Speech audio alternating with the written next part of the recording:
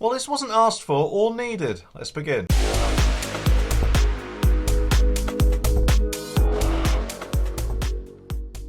Now, why is it nowadays that nearly every company out there seems to feel that, I'm guessing with all the woke madness that has been going on over the last few years, that they must have also done something wrong at some point or another? And if not, then there must be something they can do that needs changing to be more appealing to the minority of people that they presumably think must be upset by whatever they've found they could change. Even though, in nearly all cases, it's been that way for decades and no one has batted an eyelid or even seemed the least bit offended. Well, after who knows how many companies seem to have wasted taxpayers' money on daft decisions, it now looks like it's the Bank of England's turn to have a go at it because, as the Daily Express has reported, they've just spent £50,000 of public money, which is probably enough for at least 2 BBC branded toilet rolls maybe, on a new more diverse woke logo. So as you can see, these two things jump at you straight away. Firstly, the England flag or George Cross on the shield appears to have been replaced by the Union Jack, so does that mean that in future they'll also be probably changing their name to the Bank of UK too, rather than just the Bank of England? Well, time will tell, I guess. I don't know if it's just me, but does anyone else think the lady, Britannia,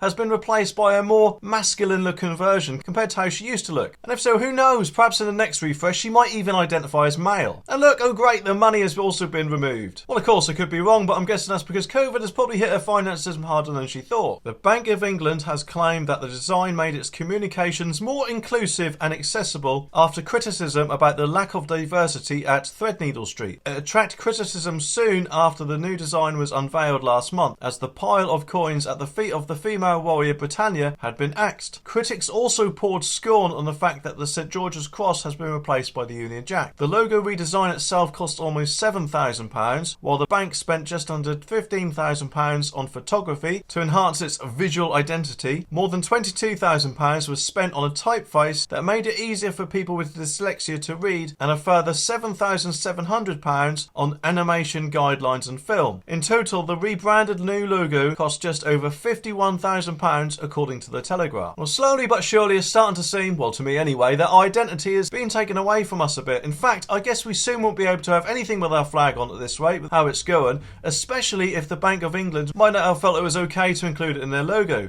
And companies seem to be bending over backwards to the woke brigade, don't they? Whilst of course peeing the rest of us off in the process.